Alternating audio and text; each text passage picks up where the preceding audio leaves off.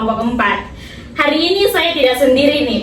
Saya kedatangan teman-teman saya yang super duper keren. Ada Lundu, Lilis, dan juga Tiara.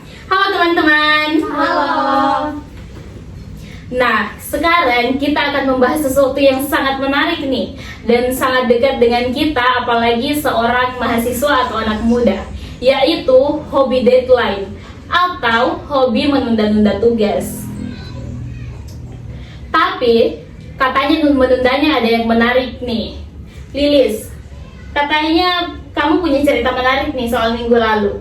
Iya, asli. Ini kocak tapi nyata sih. Jadi minggu lalu kan kita ada tugas analisis sintaksis yang bikin pusing sekali. Nah, saya sudah niat mau mengerjakan jam 7 malam. Pas buka laptop, saya rasa meja belajar saya sangat berantakan, tidak estetik. Akhirnya saya malah menata ulang meja, membersihkan debu, dan merapikan baju di lemari sampai 2 jam. Terus tugasnya selesai tidak? Nah, itu dia. Pas kamar saya sudah wangi dan rapi, saya rasa wah produktif banget saya hari ini. Tapi pas dia lihat laptop lagi, ternyata tugas utama saya belum disentuh sama sekali. Ada yang relate nggak sih? Wah, itu relate banget sih. Bahkan saya saja sering mengalami hal-hal seperti itu. Tapi pertanyaannya, kok bisa ya? Kita merasa sudah sangat produktif atau kita sudah merasa sangat rajin, padahal sebenarnya tugas utama yang harus kita lakukan itu belum kita kerjakan. Secara ilmiah atau psikologis, itu sebenarnya fenomena apa sih, Lundu?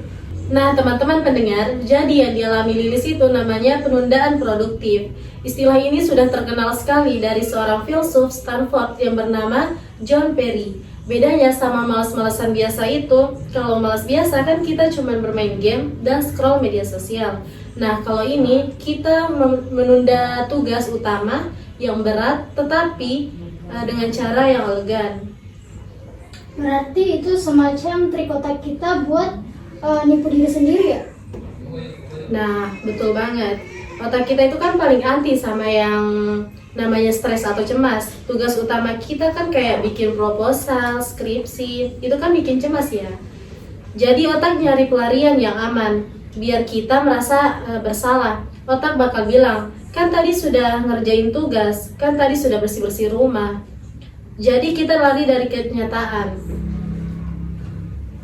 Tapi jujur ya, efeknya emang berasa. Walaupun kamar saya sudah bersih, besok pagi pas hari H pengumpulan tugas, saya tetap begadang dan panik setengah mati. Nah, ini sebenarnya benar. Kelihatannya aman, tapi sebenarnya itu punya dampak buruk jika dilakukan dalam jangka panjang. Kira-kira apa saja sih dampaknya, Lundu? Dampak pertamanya jelas, jebakan rasa aman palsu. Kita merasa sudah sibuk seharian, padahal prioritas nomor 1 belum kesentuh sama sekali. Betul sekali. Selain itu, energi kita udah habis di awal. Energi fokus manusia itu ada batasnya.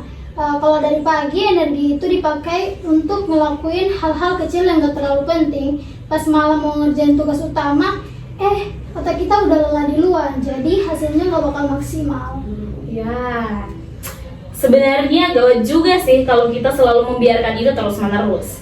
Nah, jadi sekarang buat kalian nih, para teman-teman pendengar dan juga buat Lilis, kira-kira bagaimana sih caranya supaya kita bisa keluar dari jebakan produktivitas palsu itu? Ara, bagi tipsnya dong. Tenang, kelompok kita udah merangkum 3 tips cara ampuhnya. Yang pertama, akui dan sadari. Kalau tiba-tiba kita pengen ngelakuin hal random pas mau ngerjain tugas, tanya ke diri sendiri, saya butuh ngerjain ini sekarang atau saya cuman menghindari tugas utama. Jadi jujur sama diri sendiri itu merupakan langkah awalnya. Oke, dicatat. Terus yang kedua apa? Nah, yang kedua pakai aturan 5 menit. Biasanya yang paling berat itu kan memulainya. Jadi otak kita itu lebih mendramatisir rasa malas.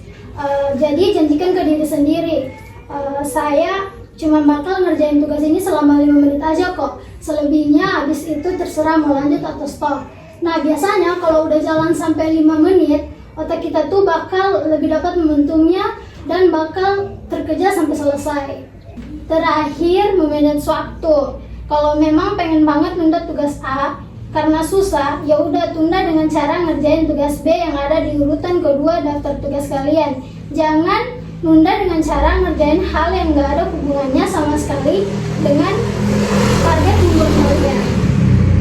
Wah, mantep banget tipsnya. Habis rekaman podcast ini, saya langsung mau praktekkan aturan 5 menit deh untuk tugas kelompok kita. Harus itu, biar kita tidak sibuk palsu lagi. Nah, kesimpulannya teman-teman, menjadi sibuk itu tidak sama dengan menjadi produktif.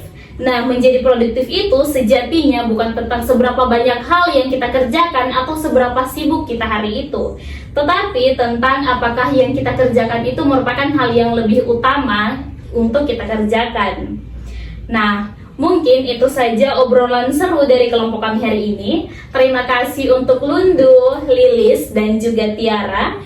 Juga terima kasih buat teman-teman yang sudah mendengarkan. Nah, jangan lupa untuk di-share podcast ini kepada teman kalian yang hanya rajin mengerjakan tugas atau rajin belajar pada saat mau ujian saja. Sampai jumpa di episode berikutnya. Stay produktif! Bye-bye.